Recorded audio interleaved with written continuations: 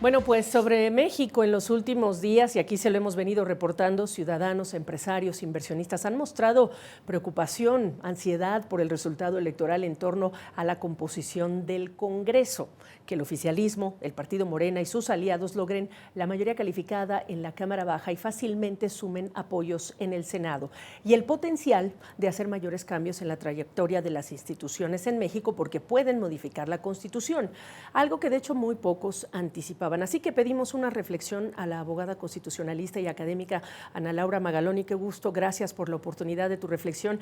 Y aquí, ¿cómo acotar entonces el accionar de un grupo político que a todas luces podría pues convertirse en hegemónico por mandato de las urnas? Ay, pues muchas gracias por invitarte y es un honor estar aquí. Pues yo creo que ese es un mandato de las urnas y es un mandato demasiado contundente de las urnas como para poder ser ignorado, ¿no? Entonces, tener las mayorías suficientes para mover unilateralmente la Constitución sí es un cambio de régimen político. La norma constitucional, esa que le da forma al poder y trata de regular sus acciones y dividir el poder y la independencia judicial y las elecciones, esa norma ya la pueden modificar por sí solo una sola mayoría. Y es tan aplastante y abrumadora esa mayoría que lo que sabemos es que pues esa norma ya no es la norma que le da forma al poder. Entonces, la gran pregunta es dónde vienen los acotamientos al poder o cómo frenar la arbitrariedad. Y yo creo que pues esta no es la primera vez que México vive tales niveles de concentración del poder y los límites son y se han puesto siempre más en función de los contextos y de las realidades fácticas, ¿no? Claramente ayer los mercados reaccionaron y esa es una primera gran limitación, ¿no? Claudia Sheinbaum no quiere que los mercados se caigan. La apuesta es que el país pueda crecer y crecer mucho por su oportunidad económica de este momento. Y la primera gran restricción que tiene es precisamente cómo va a mandar las señales de contención y de certezas que requieren los mercados, ¿no?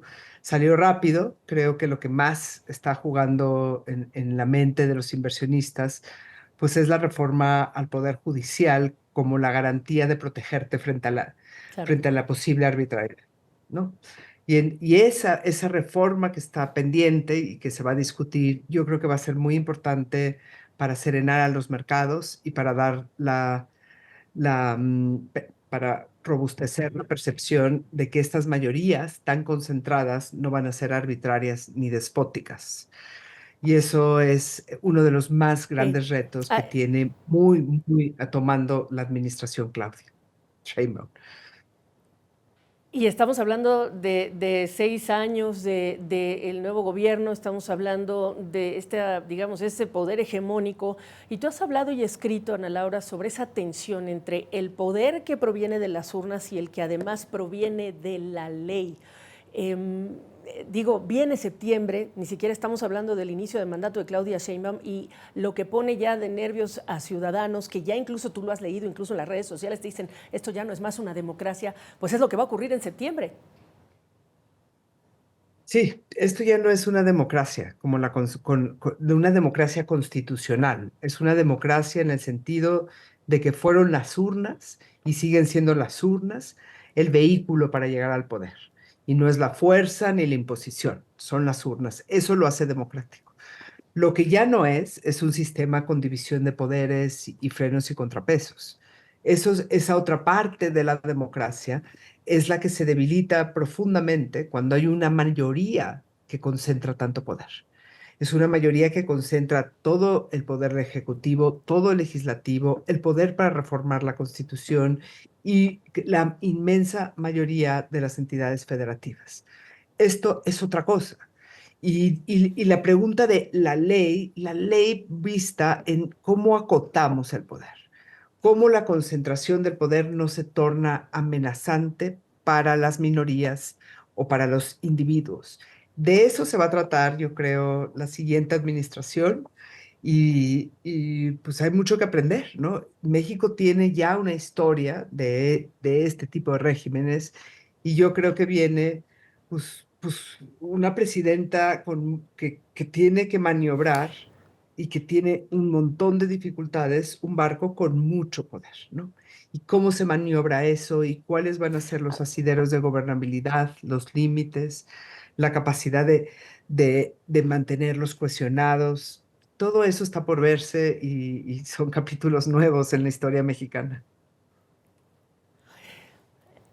Y yo te diría que en medio de unas sociedades muy polarizadas, en donde México pues no es el único ejemplo en el que podemos hablar de estos autoritarismos, concentración de poder, etcétera, uno se pregunta si es que esa arquitectura de esas democracias constitucionales, si esas reglas se tendrían que repensar, reescribir a los contextos, hablando del contexto que tú señalabas en un inicio, considerando el contexto actual. Casi te lo decía yo fuera de cámara, casi que un extinguidor en caso de emergencia, es decir, esos pesos y contrapesos que desaparecen por el medio de las urnas, o las democracias son así y hay que confiar en que los seres humanos a quienes van a detentar el poder entienden esto. Mira, en otras constituciones a veces hay lo que se llaman cláusulas de intangibilidad, o sea, preceptos constitucionales que no pueden ser reformados, aunque sean las mayorías que sean, y eso puede dar algunos frenos. Y también hay todo un debate si las reformas constitucionales pueden ser inconstitucionales porque violan los principios fundacionales. Pero todo esto me parece más teórico. Lo que quiero decir, sí podríamos construirlo argumentativamente, pero me parece más teórico porque es mucho poder. O sea, las urnas como mecanismo y con esa popularidad y ese empuje social, es muy difícil contenerlo con este tipo de argumentos o con jueces, como que no nos alcanza ya eso. O sea, la legitimidad que viene de las urnas es muy poderosa y es una forma de ejercer el poder, ¿no? Y que acordamos que era así en las democracias. Entonces yo creo que lo que estamos viendo en México es lo que estamos viendo en el mundo, que es una crisis profunda de las democracias constitucionales y que lo que se está alumbrando son una nueva forma de orden político que tendremos que empezar a descifrar y a digerir y a tratar de acotar y entender. Y cómo este orden político no se torna arbitrario, es súper importante y al mismo tiempo puede traerle beneficios a la gente y no se vuelve corrupto, porque cuando concentras tanto, como que los vicios del poder nacen porque al poder hay que acotarlo.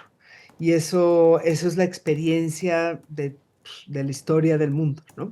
Entonces vamos a ver cuáles son los mecanismos de acotamiento. Sí creo que el contexto de los mercados y el Tratado de Libre Comercio, la globalidad, esas cosas son las que yo veo ahorita como los principales límites. Y muy importantes contrapesos. Queremos crecimiento porque tenemos un déficit fiscal. Hay que traer inversiones, hay que traer, mantener ese atractivo al final del día. Es un muy buen muro que tenemos nosotros de contención en términos de pesos y contrapesos que son fáciles hoy día de ver. Ana Laura Magaloni, gracias por la oportunidad de esta primera reflexión. Muchas gracias a ti por la invitación. Un gusto.